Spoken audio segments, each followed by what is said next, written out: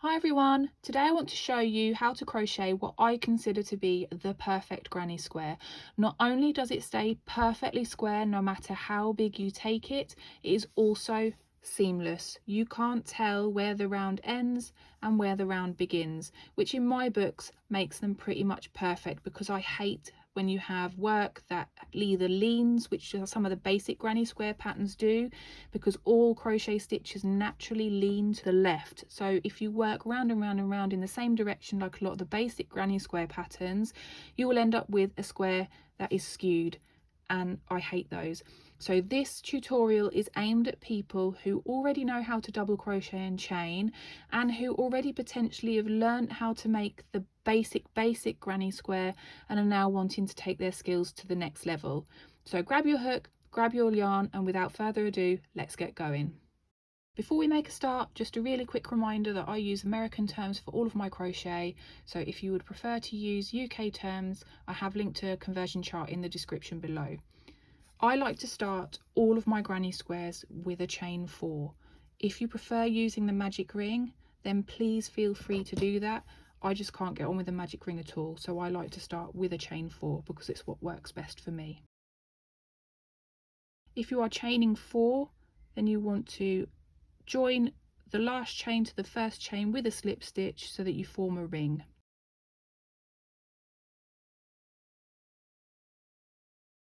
Once you've got your ring formed, you want to chain 4.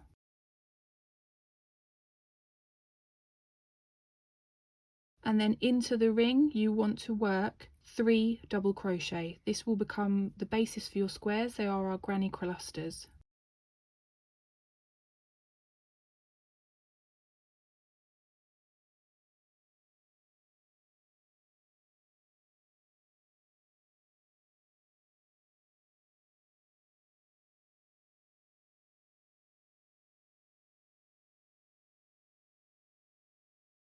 Once you've worked 3 double crochet, you want to chain 2, and then you want to work 3 double crochet again back into that hoop. That chain 2 formed our corner.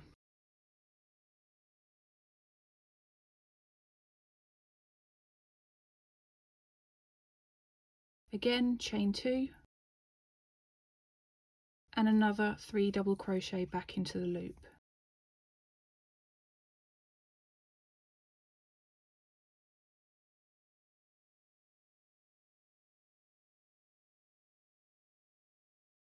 Chain 2 one last time, and then this chain 4 from the beginning counts as a chain 2 for the corner, and 2 chains count as a stitch.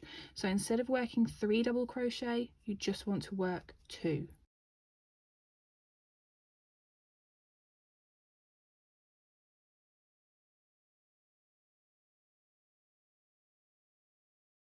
And then to complete the round, you want to join with a slip stitch to the second chain of the chain 4 from the beginning of the round.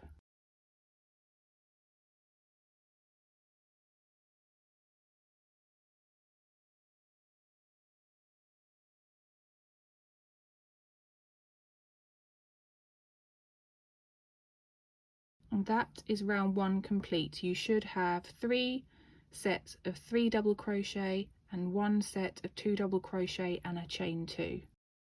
Then you want to slip stitch into the chain 2 gap, and then turn your work so that you have the wrong side facing you. Then you want to chain 4. Again, this counts as the last double crochet in the round and the first chain 2 corner space.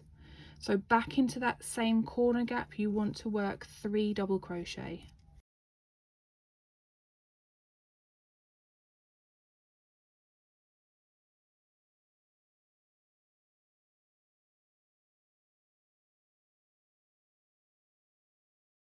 Now do not chain between this granny cluster and the next granny cluster.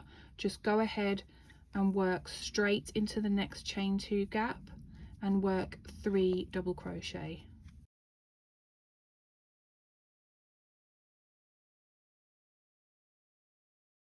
Chain 2 again, and back into that same corner space, work another set of 3 double crochet.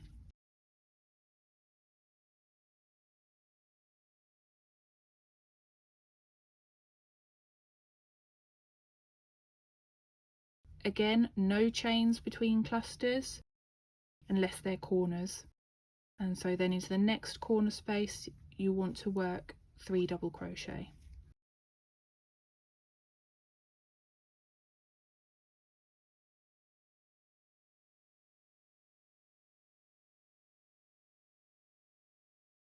Chain 2 for your corner and another 3 double crochet into that same space.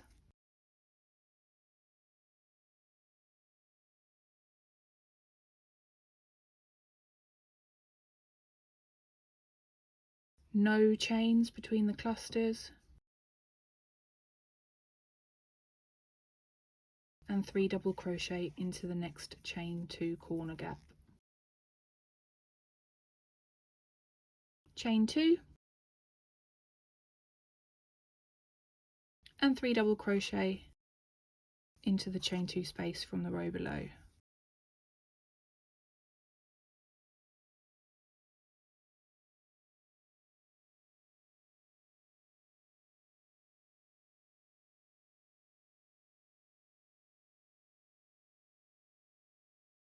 And then when you get back to the beginning, same as we did in the round below, you work 2 double crochet instead of 3, and then join the round with a slip stitch to the second chain from your chain 4 at the beginning of the round.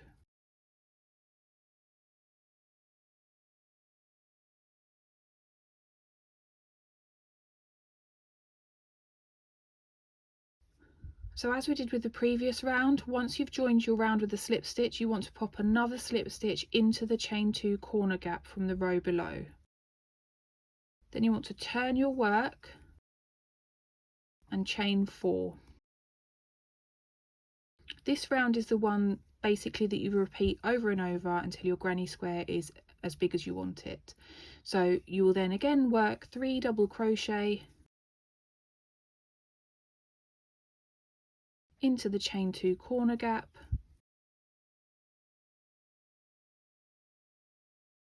and then you want to pop a granny cluster of 3 double crochet into the space created between the 2 granny clusters. No chains in between clusters unless it's a corner gap.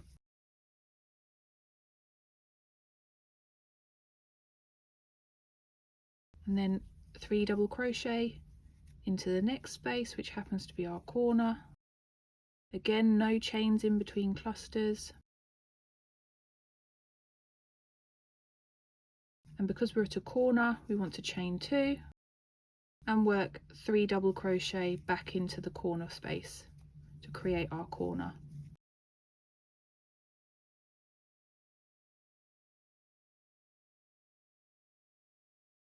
No chains, and work into that next space between the 2 clusters from the row below. 3 double crochet as always, and then into our corner space you want to work 3 double crochet,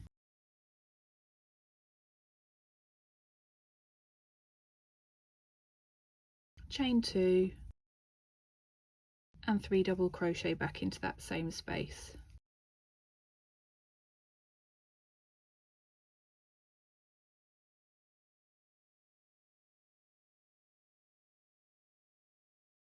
Three double crochet into the gap between the 2 clusters,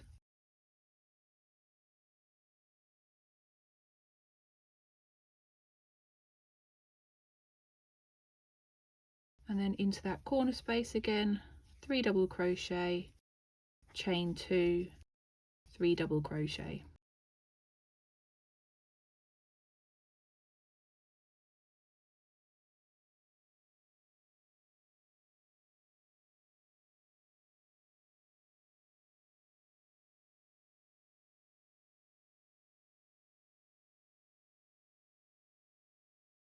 Same again into the space between the 2 clusters, always just 3 double crochet unless you're at the end of a round, And then back at the end of the round here, we're going to work 2 double crochet,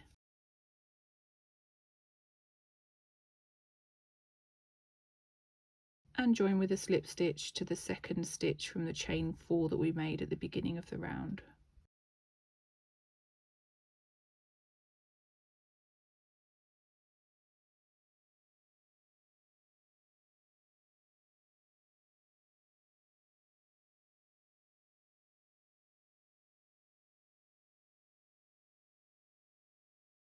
I'll just show you one last time.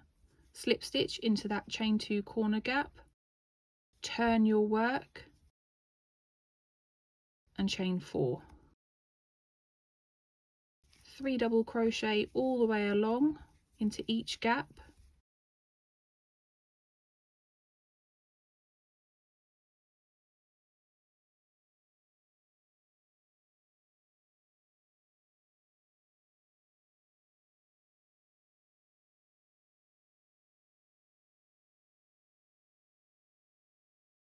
remembering that we don't chain between granny clusters unless it's at our corners.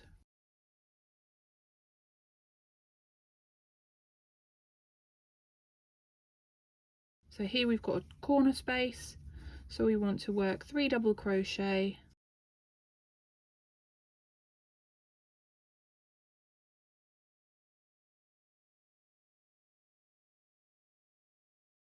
chain 2, 3 double crochet.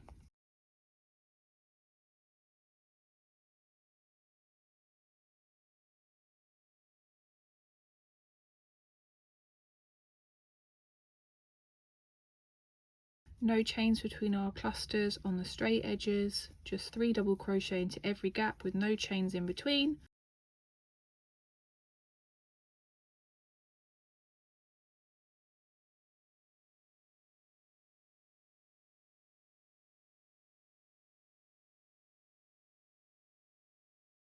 Then in the corner again, 3 double crochet, chain 2, 3 double crochet.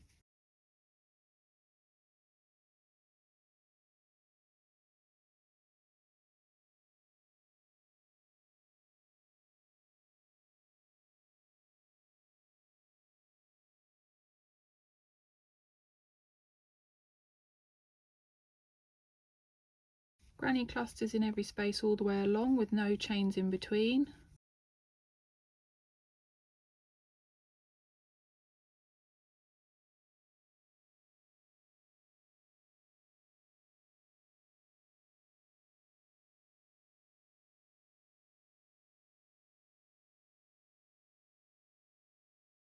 And then your 3 double crochet, chain 2, 3 double crochet into the corner space.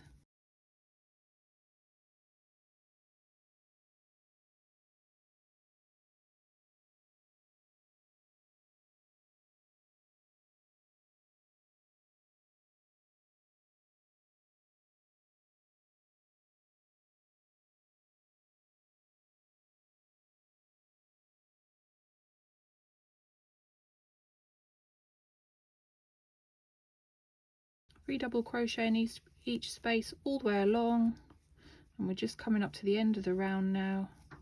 So always remember, into the last cluster of the round, because the chain 4, 2 of those chains count as our last stitch in the round, we only want to work 2 double crochet into this last space here. Then once again join with a slip stitch to the second chain in your chain 4 to complete your round. And you repeat that over and over and over until your project is as big as you want it. A couple of tips. Turning your work every round is paramount. It will keep your work perfectly square no matter how big you go. Same with not chaining in between your clusters. It just makes everything look neater and slightly tighter.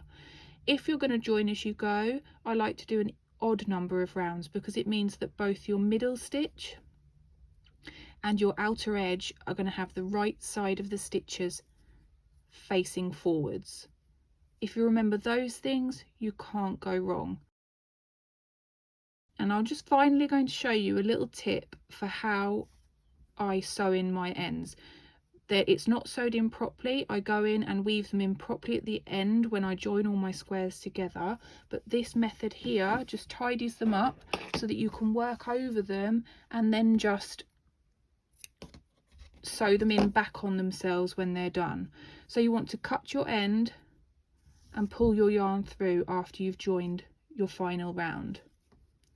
Then you want to pop your hook into the gap that the slip stitch created here.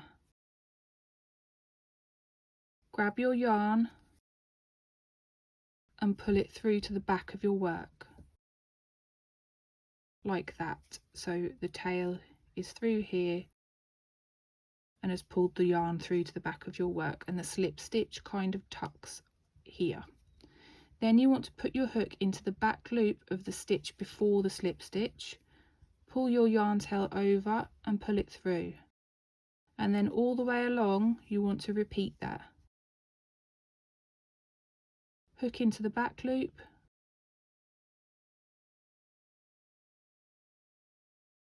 yarn over and pull the tail through.